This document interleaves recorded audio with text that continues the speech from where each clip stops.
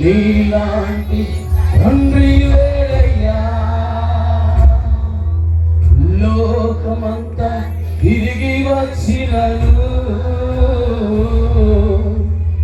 నీలాంటి తల్లి లేదయ్యా, లోకమంతా తిరిగి వచ్చినను నీలాంటి తండ్రి లేడయ్యా. కరుణామయుడా, ఓ ప్రేమమయుడా, కరుణామయుడా, ఓ ప్రేమమయుడా, జీవించే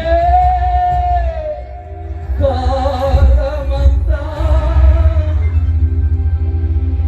నీకే నా ఆరాధన, జీవించే కాలమంతా నీకే నా ఆరాధన,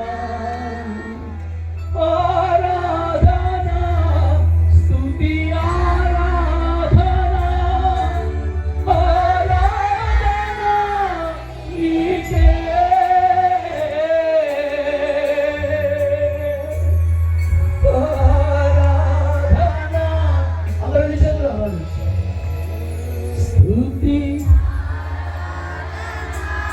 అబ్రహాం దేవుడని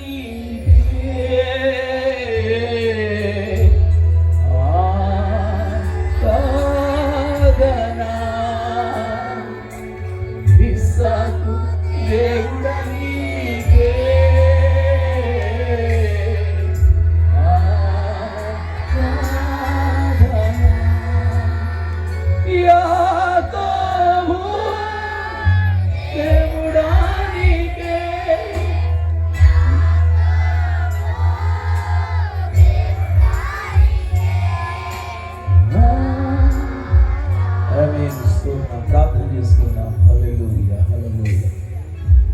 ప్రార్థన చేసుకునే మధ్యలో ఉంచి మీరు మాతో మాట్లాడి కడవరి దినాల్లో ఉన్న మమ్మలను ఉజ్జీవపరిచి మరింత సత్యములోనికి, మరింత ఆత్మీయ అనుభవంలోనికి మమ్మల్ని నడిపిస్తారని ఆశిస్తూ మీ మీద ఆధారపడుతూ వాతావరణాన్ని మీ ఆధీనంలో ఉంచుకొని మీ సన్నిధి ప్రసన్నత మా మధ్యలో కుమ్మరించమని ప్రార్థన చేస్తూ మీ దాసుని మీ పక్షాన్ని నిలబెట్టుకొని మాకు అవసరమైన సంగతులను, విషయాలను మీరు బయలుపరచమని మా ప్రభువైన యేసు క్రీస్తు నామములో స్తుతించి ప్రార్థన చేసి అడిగి వేడుకుంటున్నాము తండ్రి, ఆమేన్.